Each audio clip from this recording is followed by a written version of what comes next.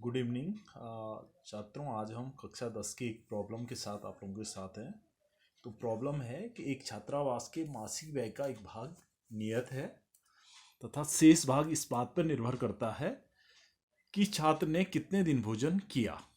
जब एक विद्यार्थी ए जो 20 दिन भोजन करता है 1,000 रुपया छात्रावास व्यय के लिए अदा करने पड़ते हैं, जबकि विद्यार्थी बी को जो 26 दिन भोजन करता है छात्रावास व्यय के लिए 1,180 रुपया अदा करने पड़ते हैं। नियत व्यय और प्रतिदिन भोजन का मूल्य ज्ञात कीजिए। तो प्रश्न को आप एक दो बार पढ़िए, बहुत ध्यान से उसको पढ़िए और सब कुछ उसी प्रश्न के अंदर आपको दिया है। तो मुख्य रूप से इस प्रकार के प्रश्नों में हमें समीकरणों को बनाना है। तो समीकरण को बनाने का तरीका बहुत ही आसान है।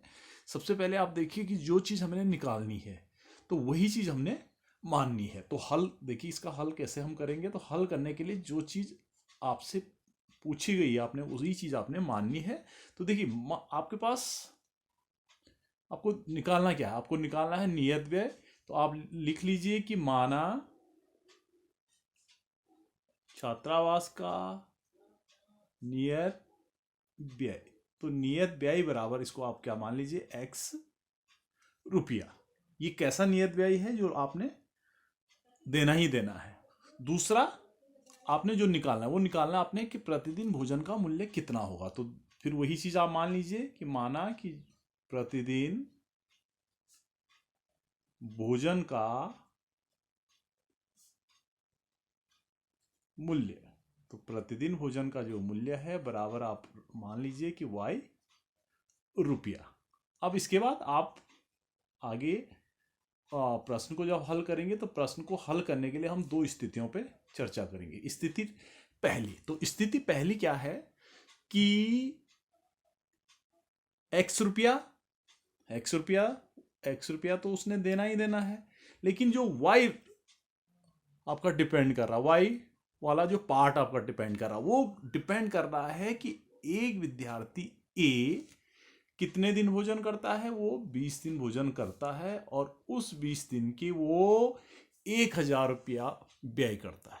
यानी कहने का एक्स वाला भाग तो नियत है, ये तो रहना ही है, लेकिन जो सेकंड वाला वाई वाला पार्ट है, एक दिन के भोजन का मूल्य y रुपया, तो 20 दिन के भोजन का मूल्य उस y को 20 के साथ गुणा कर लेंगे तो वो आपके पास जो है वो आ जाएगा 20y बराबर टोटल रुपया उसने कितना दिया, 1,000 दिया। इसको समीकरण नंबर आप 1 बोलेंगे। अब आप दोबारा हम चर्चा करेंगे स्थिति नंबर 2 पे हम चर्चा करेंगे। स्थिति नंबर 2 में फिर वही आपका x रुपया, वो तो नियत है, वो तो आपको पढ़ना ही पढ़ना है, लेकिन जो आपके पास y वाला जो पार्ट आप कह सकते हैं, y वाले पार्ट में आप देखेंगे कि b 26 दिन भोजन करता है और वह छात्रावास के लिए 1,180 रुपया व्यय करता है। तो कहने का अर्थ है कि x एक दिन का y 26 दिन का वो आ जाएगा आपके पास 26y बराबर 1,180। ये इक्वेशन नंबर 2। अब आपके पास दो इक्वेशन आ गई है। अब ये आप किसी भी विधि से इसको हल कर लीजिए। तो मुझे लगता है यहाँ पे आप विलोपन विधि का प्रयोग कर लीजिए। तो विलोपन विधि के लिए आप लिखेंगे कि समीकरण 1 माइनस समीकरण 2 कर लीजिए। समीकरण 1, समीकरण 1 को लिखेंगे x plus 20y is equal to 1000 लिख लीजिए।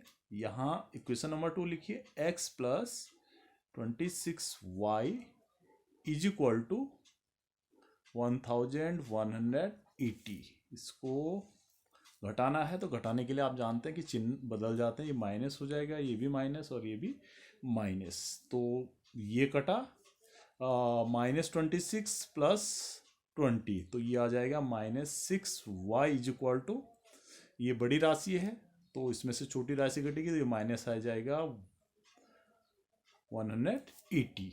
इसी के आगे इसी को लिख लीजिए, या करके इसको लिख लीजिए, ये आ जाएगा 6y इज इक्वल टू 180, या आगे इसी को बढ़ाएं तो y is equal to 180 by 6 is equal to 30। इसको इक्वेशन नंबर आप 3 कर लीजिए।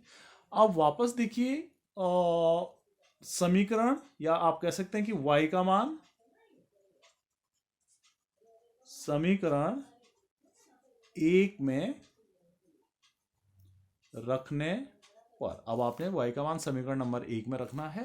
तो समीकरण नंबर एक है आपके पास x धन 20y बराबर 1000 रुपया, और इसको आप आसानी से इसको समझ सकते हैं। ये आपने जहां पर आपका y आएगा वहां पर आपने क्या कर देना है, वहां पर आपने 30 रख देना है, इज इक्वल टू 1000। अब इसको देखिए, इसी को लिखेंगे, या ये आ जाएगा x प्लस, और ये आ जाएगा 20 गुणा गया 30, ये आपका 600 आ गया, और यहाँ ये आपके पास रह गया 1000 है। 600 का पक्षांतर कर लीजिए, तो ये आपके पास x बराबर आ जाएगा 1000 ऋण 600। तो x बराबर आपके पास आ जाएगा 400। Equation number 4। अब आप देखिए इक्वेशन 3, यानी कि आप यहीं पे आंसर लिख सकते हैं कि समीकरण कौन कौन सी समीकरण है, समीकरण 3 व 4 से।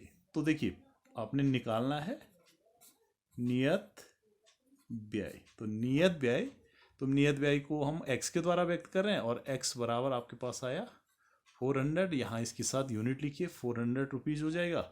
और दूसरा हमने जो निकालना है वो निकालना है कि प्रतिदिन भोजन का मूल्य, एक दिन के भोजन का मूल्य।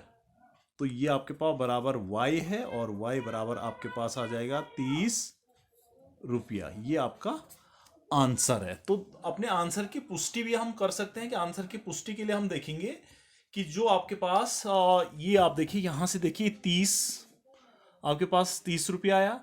तो 30 रुपया को 20 से आप गुणा कर लीजिए, तो 600 आपको मिला, और 400 जो नियत पार्ट है वो 1000 बन जाएगा। ऐसे ही आप देखिए 30 का गुणा आप कर लीजिए 26 से, तो 26 गुणा गया 3 78, और 78 का मतलब हुआ कि 780, उसमें 400 जोड़ दीजिए, तो वो आपके पास 1180 रुपया प्राप्त हो जाएगा। तो इस प्रकार से आप अपने उत्तर की पुष्टि भी कर लेंगे, और इसी प्रकार से आपने अन्य जो समीकरण हैं उन समीकरणों को भी आप सॉल्व करेंगे। Thank you.